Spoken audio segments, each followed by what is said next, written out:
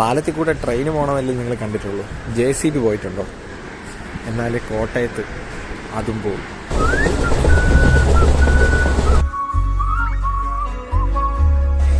രണ്ടാമത്തെ പ്ലാറ്റ്ഫോമാണ് 2 and 3 അങ്ങോട്ട്. അപ്പം ഇങ്ങോട്ട് എന്തായിരിക്കും? ചാടി കളിക്കും, ക്രോസ് ആയിരിക്കും. സമയം ഇപ്പം ഏകദേശം 1:24 കഴിഞ്ഞു. 2:15 എനിക്കുള്ള ട്രെയിൻ. 2:15 അതുവരെ എങ്ങനെ സമയം പോകുന്നുണ്ടോ?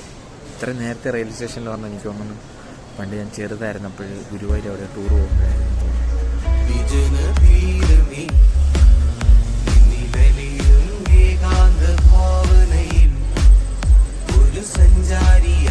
പ്ലാസ്റ്റിക് എടുത്തൊന്ന് പോകും. Women's help desk. പക്ഷേ ഇരിക്കുന്നത് ഒരാണാണല്ലോ. ചിലപ്പോൾ അങ്ങനെയൊന്നും കുഴപ്പമില്ലായിരിക്കും. പാലത്തിൽ കൂടെ ട്രെയിൻ പോകണമല്ലേ നിങ്ങൾ കണ്ടിട്ടുള്ളൂ. JCB പോയിട്ടുണ്ടോ? എന്നാൽ കോട്ടയത്ത് അതും പോകും. കാണിച്ചു തരാം.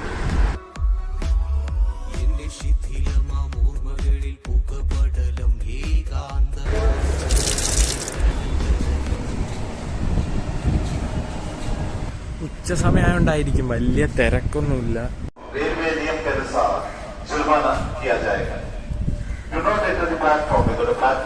3 days later.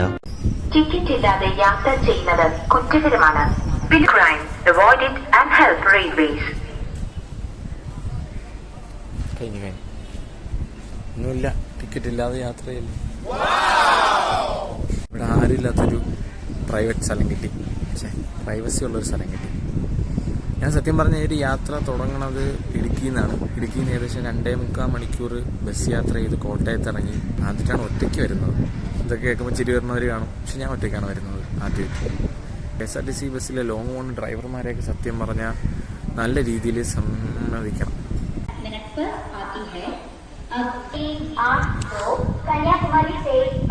ട്രെയിനിൽ വരുമ്പോൾ മറ്റൊരു പ്രശ്നം എന്താണെന്ന് വെച്ചാൽ ഇപ്പോൾ അവർ അനൗൺസ് ചെയ്തത് കന്യാകുമാരി പൂനെയിൽ നിന്നും എന്തോ പാലക്കാട് പോകുന്ന ട്രെയിന് 1 മണിക്കൂർ ലേറ്റാണ്. അപ്പം അത്യാവശ്യമായിട്ടൊക്കെ പോകുന്ന സമയത്ത് ആൾക്കാർ എന്ത് ചെയ്യുമോ? 1 മണിക്കൂർ എന്നൊക്കെ പറഞ്ഞ് ഇച്ചിരി കൂടിപ്പോയില്ലേ. ആഫ്റ്റർ ഐ ലോങ് കാത്തിരിപ്പിന് ശേഷം നമ്മുടെ ട്രെയിൻ ഇനിയൊരു 5 മിനിറ്റൊക്കെ എടുത്തു പോണോ വരാം.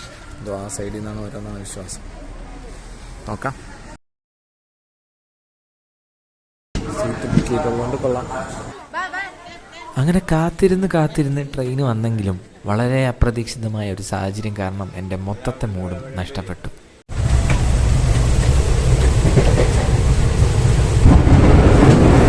വളരെ മനോഹരമായ ഒരു കാലാവസ്ഥ എന്നോടൊപ്പം ഉണ്ടായിരുന്നിട്ടും ട്രെയിനിൽ വന്ന് എൻ്റെ ഒരു യാത്രാ എക്സ്പീരിയൻസ് നിങ്ങളോട് ഷെയർ ചെയ്യണം എന്നൊക്കെ വെച്ചാണ് ഞാൻ ഈ ട്രെയിനിനകത്തോട്ട് എല്ലാ പ്രതീക്ഷകളോടും കയറുന്നത്.